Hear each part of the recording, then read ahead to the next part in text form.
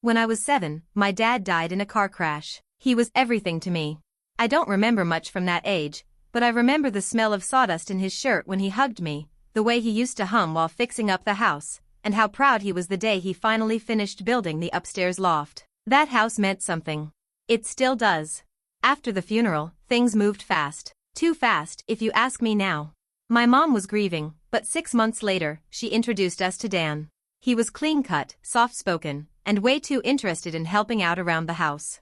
At first, I thought maybe he was just trying to be nice. Then one day I came home from school and he was in the living room, sitting in my dad's recliner, like it had always been his. By the time I turned 9, they were married. Dan never officially adopted me, thank God, but he took it upon himself to start calling me his kid anyway. To everyone else, we looked like a happy blended family.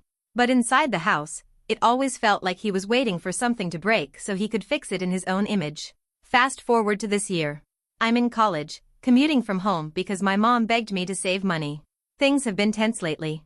Dan's been picking fights, saying I should grow up and contribute more, even though I have a job and pay for my own tuition. My mom plays peacekeeper, always has, and I don't blame her. But 2 weeks ago, something shifted. Dan came home waving a folder and said he'd gotten a great offer on the house. That house. The one my dad built with his own hands.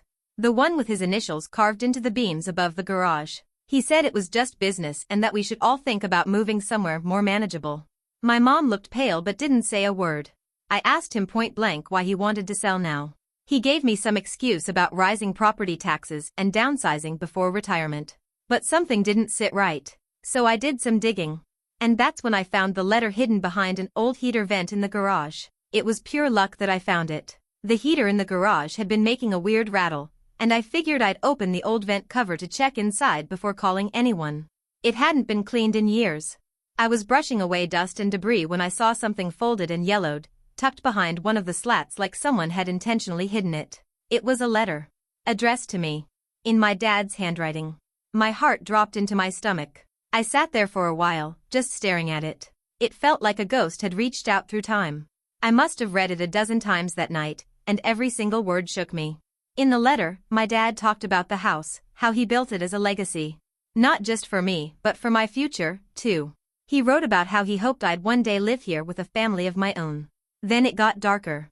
He mentioned plans in place in case anything happened to him, and he named someone, a friend, a lawyer I'd never heard of, who had paperwork. Paperwork that would make sure the house stays in the right hands. I couldn't sleep after that. My brain was going a mile a minute. Why would he hide this? Why didn't my mom ever tell me? And who was this lawyer? I waited until the next morning to confront her. I was trying not to be accusatory, but when I showed her the letter, she froze.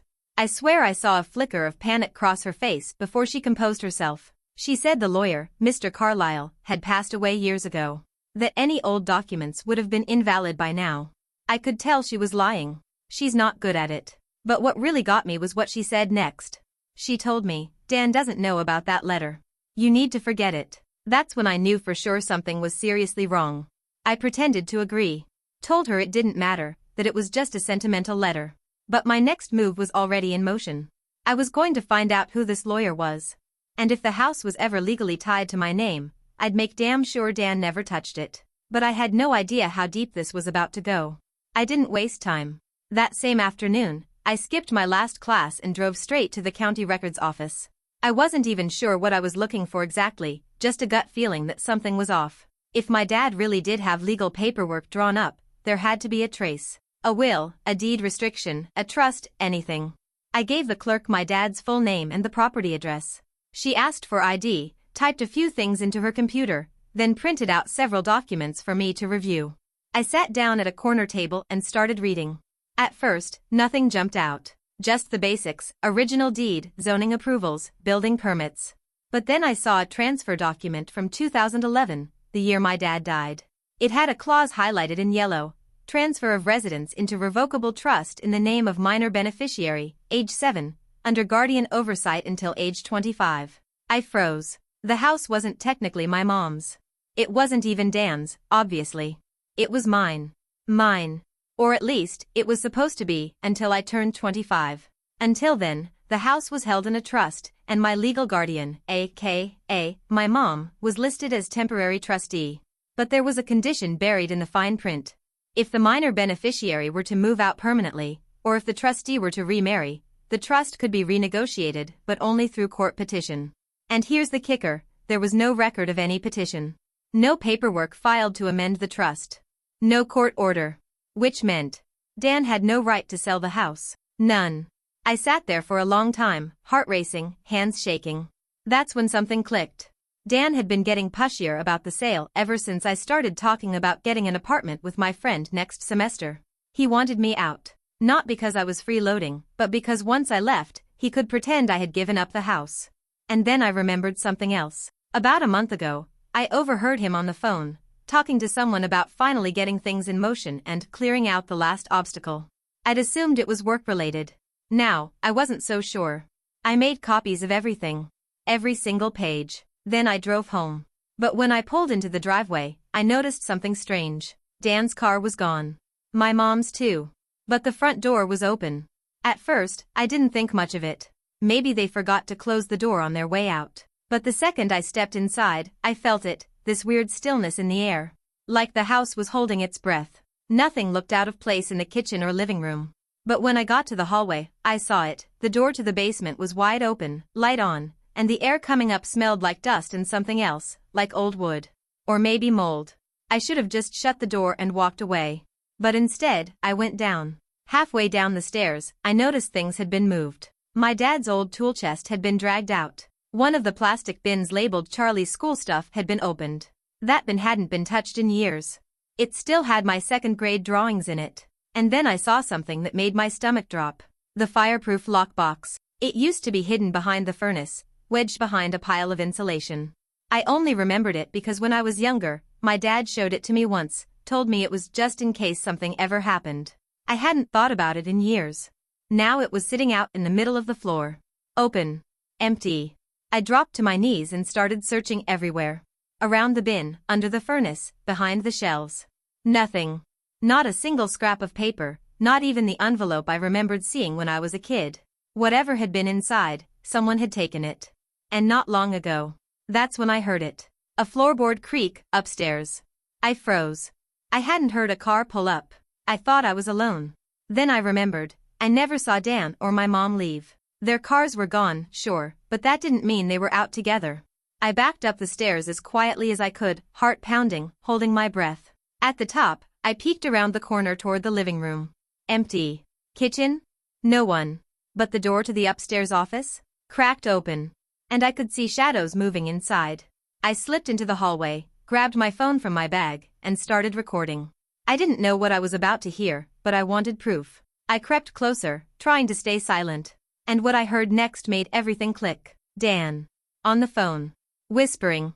He said, "Yeah, the documents are gone. I got M. She doesn't know yet. But once the kid's out of the house for good, we move forward. I've waited long enough." The kid. That was me. I stepped back from the door so fast I nearly knocked over the coat rack in the hallway. My hand flew to my mouth to stop myself from gasping, heart slamming so loud I was sure Dan could hear it through the walls. He was trying to sell the house behind everyone's back. And worse, he had already taken whatever documents were in that lockbox, probably the same ones my dad had left to protect the house and me. And he wasn't working alone. Someone on the other end of that call was in on it. I couldn't hear what they were saying, but Dan kept nodding, murmuring things like, "I'll make sure she's out by next month, and the trust won't be a problem." I didn't wait around to hear more. I backed down the hallway, grabbed my bag, and slipped out the side door. I drove straight to campus, parked in the far lot, and sat in my car, shaking. My mind was racing through everything, my dad's letter, the trust, the missing papers, Dan calling me the kid, like I was some box to check off before he could finally cash in. That night, I didn't go home. I texted my mom that I was staying at a friend's to study. She didn't reply. I wasn't surprised. Instead, I went to my friend Ava's place. She didn't ask many questions, just gave me a blanket and let me crash on the couch. I barely slept, but it gave me time to think. Dan was hiding something. And now I had proof that he was plotting to kick me out and sell the house. I still had the records from the county office, and the audio on my phone. But none of that would mean anything without those original trust documents. If he destroyed them, I was screwed. But what if he hadn't? What if he'd just taken them somewhere safe? And that's when I remembered something. Dan kept a second phone. I'd seen it once, months ago. He said it was a work phone, but I'd never seen him use it around my mom. I figured it was for something sketchy, maybe a side hustle. But now? Now I wasn't so sure. And I had a plan forming. All I needed was a few hours in the house, alone. The next morning, I waited until I saw both cars leave. Dan was a creature of habit. He hit the gym at 9, then stopped by his consulting job, which I was now pretty sure didn't actually exist. My mom's car was already gone by 8. She volunteers at a daycare, and even though she was acting strange lately, her schedule hadn't changed. By 9:15, I was outside the house's key in hand, trying not to throw up. Every step inside felt like trespassing, even though it was my home. I didn't waste time. I went straight to the upstairs bedroom closet where I'd seen Dan stash random stuff over the years. Golf clubs, old files, a broken printer. The back of that closet had a false panel. I only found it once by accident when I was 14 and looking for Christmas presents. Back then it held nothing but dusty paperwork and some coins. Now? Bingo. Inside a plain black box, I found it. A phone. Turned off. No charger nearby, but I had my own with me. I didn't even care about being sneaky anymore. I needed answers. I plugged it in, turned it on, and waited. The phone booted up slow. Android, old model. No password. The first thing I opened was the photo gallery. My hands were shaking as I scrolled, and for a while it was just boring stuff, parking lot pictures, a few blurry receipts. But then I hit the folder labeled notes. It wasn't notes. It was pictures. Of documents. Trust documents. Bank forms. One image made my blood run cold, a photo of my dad's original trust, the one naming me as the beneficiary. And in the corner, freshly written in pen, shred later, copy made. He didn't destroy them. He made copies. Probably doctored. I screenshotted everything. Every file, every document, every photo. Then I looked through his texts. Most were boring. But then I found a thread under the name M. It was short. Just a few messages from a couple of weeks ago. She's still living here. Don't worry. She'll be gone soon. Once she moves out, I'll say she abandoned it. That should be enough. Meet after closing to sign everything. No red flags if we don't make noise. There was a number.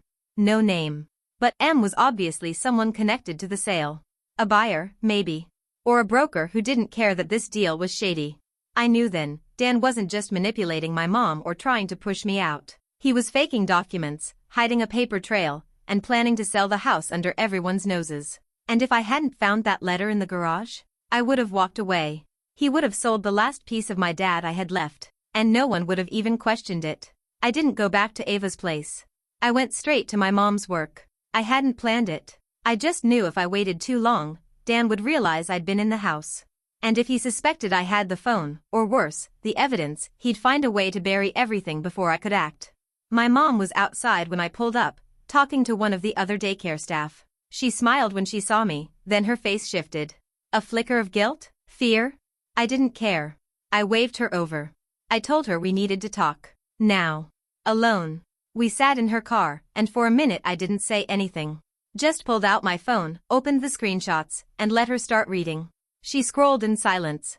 Her hand trembled when she got to the picture of the trust with Dan's handwriting, shred later.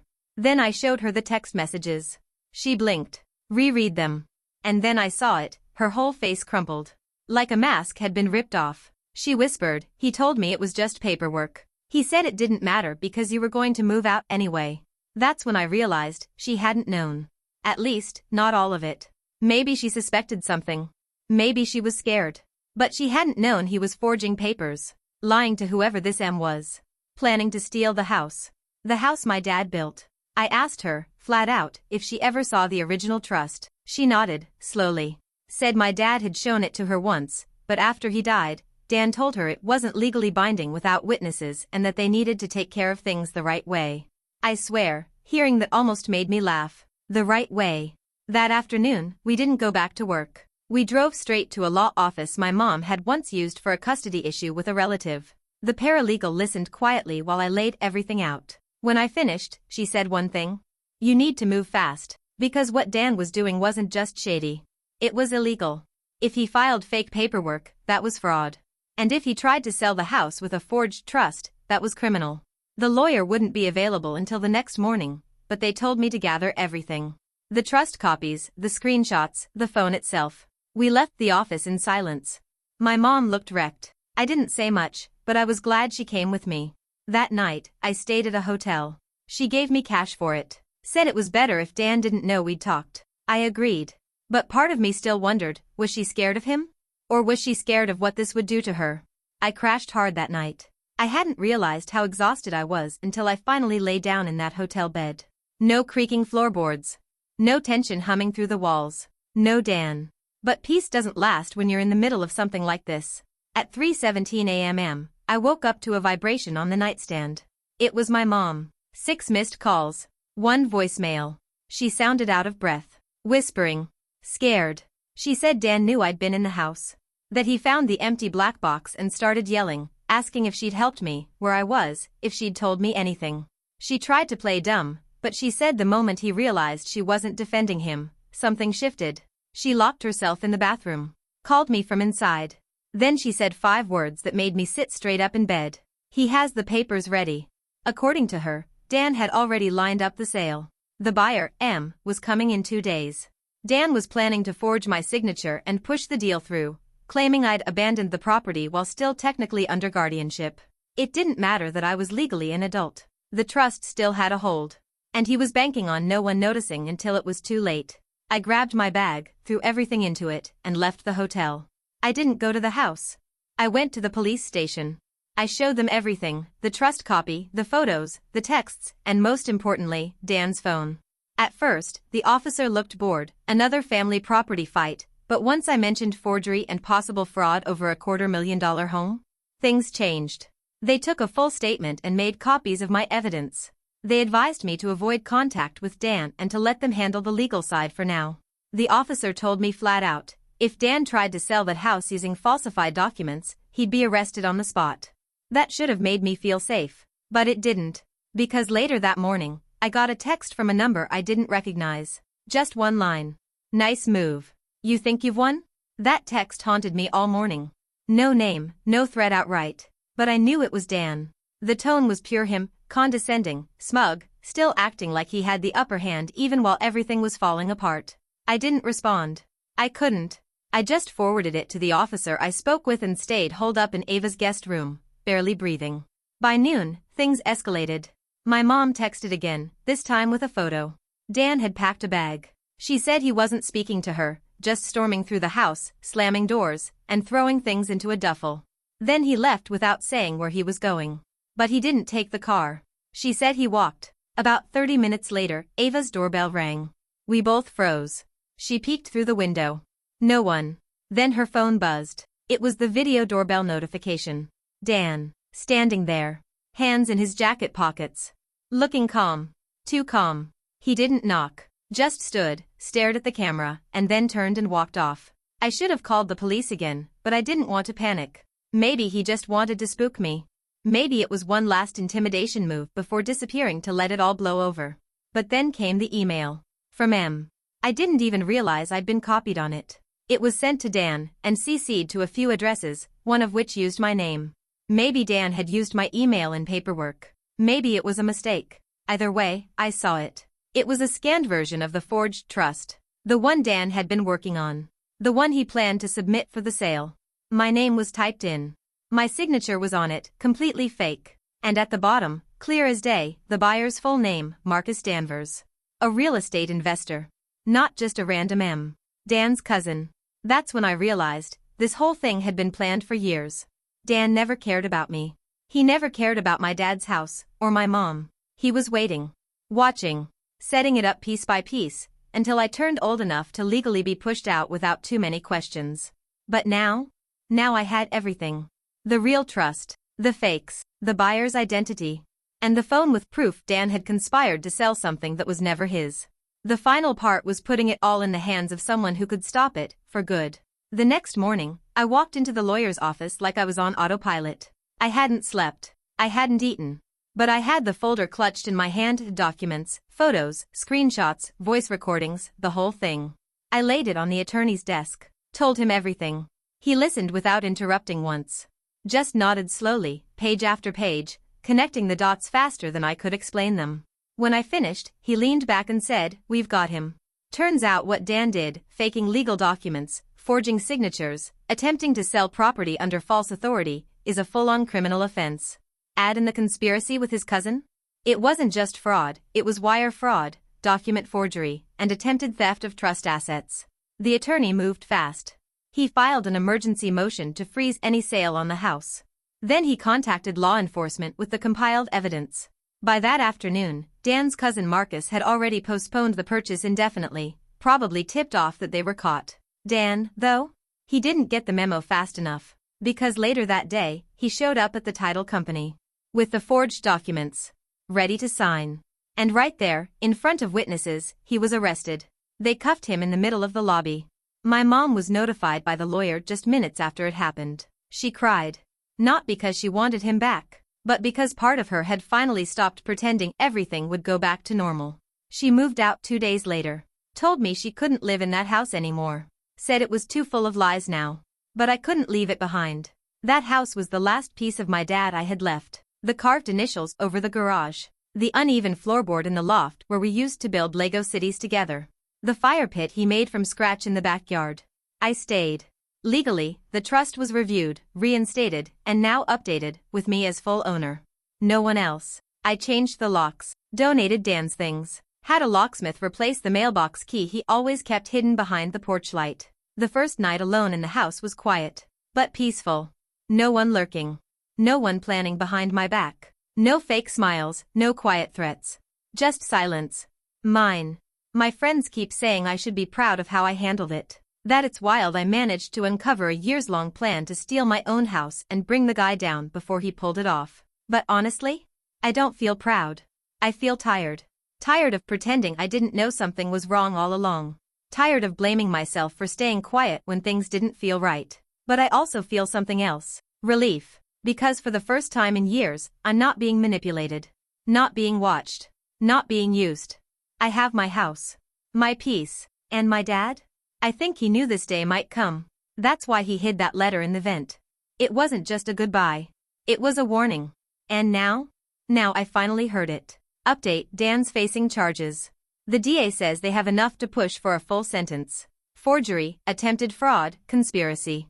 His cousin Marcus is under investigation too. No one's heard from him since. As for me? I'm not sure what's next. College is still on pause. Therapy's definitely on the table. But I do know this. When someone tries to erase your past for their own gain, you don't just fight back. You remind them whose name is written on the foundation. And mine? It's still there. Carved in the wood, where my dad put it. Where no one will ever touch it again.